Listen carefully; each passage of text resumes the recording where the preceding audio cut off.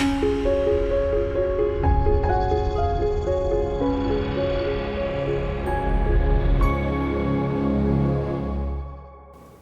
my name is Dr. Clayton Roach, chiropractor and owner of Roach Chiropractic Center.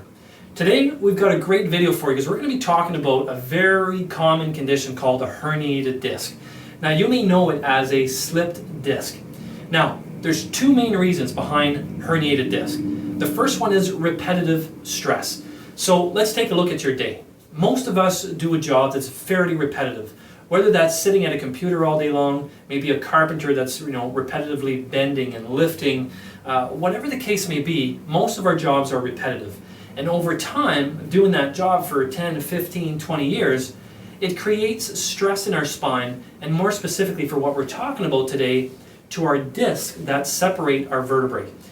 Now, in terms of the second reason that you have disc herniations, that's acute stress. So we're looking at a fall, a sports injury, a car accident, and because of that blunt trauma and how quick it happens, the disc is not able to maintain its function, and you have a quick disc herniation at that moment. So let's take a look at the spine to see exactly what a disc looks like. So we have 24 vertebrae in our spine, 7 in the neck, 12 in the middle back, and 5 in the lower back. And these discs act like a cushion and actually an axis of rotation for our spine so we can move the way we do. Now that disc, what you need to know is that it's 90% water, and the water is contained in the middle of the disc. So here's the best analogy I can give you. The Boston cream donut. So you have the outside of the donut that contains the cream. And what happens is that if the outside of the donut is healthy, the cream will stay inside. But if you poke a hole in the donut and you push on the donut, the cream comes out of the donut. So let's bring it back to the disc. The disc is 90% water. So the analogy is to the cream. The water is supposed to be contained within the disc. But because of repetitive stress or because of acute stress, the outside of the disc starts to weaken. And in the beginning, you'll see that the outside of the disc will start to bulge because the water inside is pushing against the boundaries of that disc, and all of a sudden the disc cannot contain the water anymore, and the water exits the disc, or the cream exits the Boston cream donut. Now, here's the thing about our spine.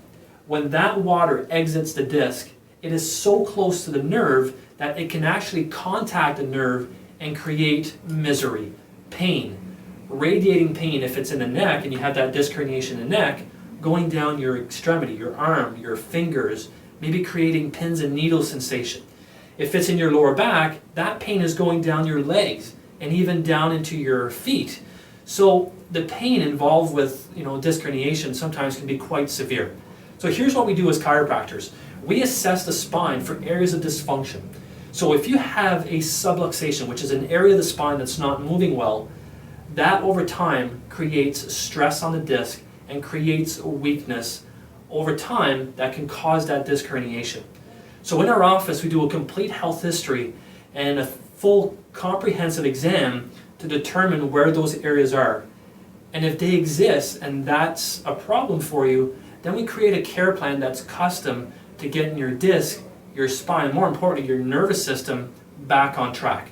Now, if you feel compelled to make an appointment today, maybe I was talking directly at you and you're having a problem right now, please feel free at the end of this video to contact us. You'll see our information, our phone number.